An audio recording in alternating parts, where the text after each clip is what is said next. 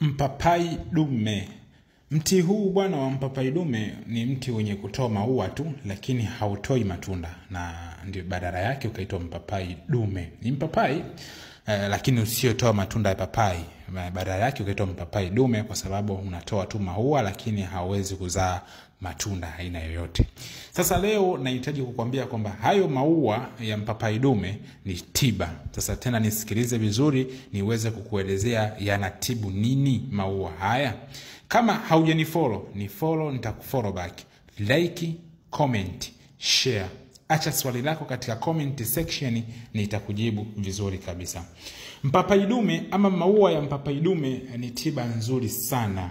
Kwa wale wanaohangaika sana na UTI ya mara kwa mara, malaria sugu, magonjwa ya kichocho, PID, fangasi sugu, basi leo wanaweza kutumia maua ya mpapai dume na wakamaliza changamoto yote hiyo ambayo inayowasumbua. Kama wewe ni muhanga wa mara kwa mara kuweza kupata UTI iliyokuwa sugu, muda si muda ukitumia dawa basi UTI inarudi. Malaria sugu, ukitumia dawa ya malaria muda fulani imerudi. Kwa wale wanaojisaidia haja ndogo lakini mwishoni unatoka na damu, kichocho, basi unaweza kutumia maua haya mpapai dume na ikamaliza changamoto zako.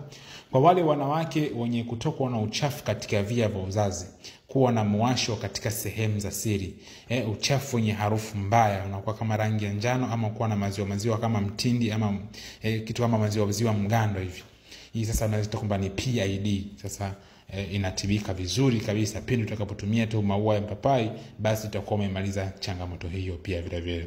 Lakini maua ya mpapai yanatoa harufu mbaya kinywani. Kama kinywa chako kinakuwa kina harufu mbaya, basi unaweza kutumia maua ya mpapai kwa ajili ya kuweza kuondoa bakteria ambao wako wanashambulia katika upande wa koo na kuweza kusababisha kutokwa na harufu mbaya kinywani, basi inamaliza changamoto hizo zote.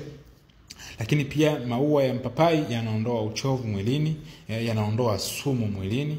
Maua ya mpapai yanatibu minyama uzembe. Kwa wale mabonge wenye minyama uzembe, basi ukitumia maua ya mpapai utakuwa umetibu ama unaondokana na ile minyama uzembe, unarudi katika hali ya kawaida. Inapunguza kilo. Kama ulikuwa na kilo 120, basi unaweza kukata kilo zako mpaka kilo 90 kwa muda wa siku 30 tu.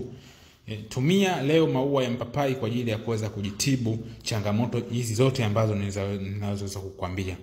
Lakini pia maua ya mpapai yanaweza kutibu minyoo na amiba tumboni. Kama wewe ni muhanga wa minyoo ya mara kwa mara, una changamoto ya amiba na amoeba, basi unaweza kutumia maua ya mpapai kwa ajili ya kuweza kutibu changamoto hizo zote ambazo zinaweza kukusumbua.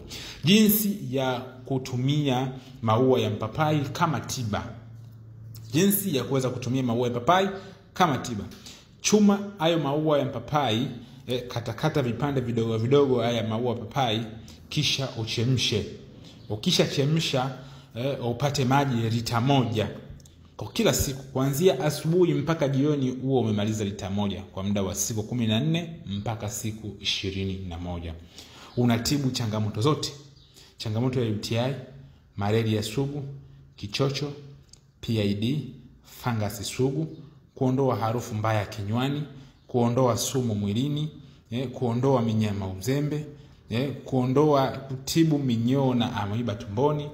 Yote inaisha ndani ya siku 14 mpaka siku 21. Jinsi ya kutumia: chemsha maua ya papai upate lita 1.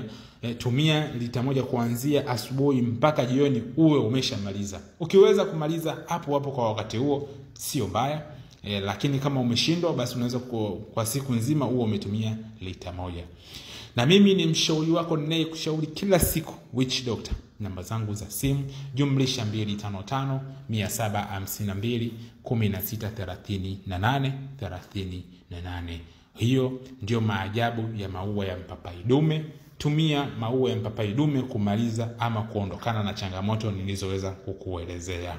Nikutakie siku njema, nikutakie kila la heri.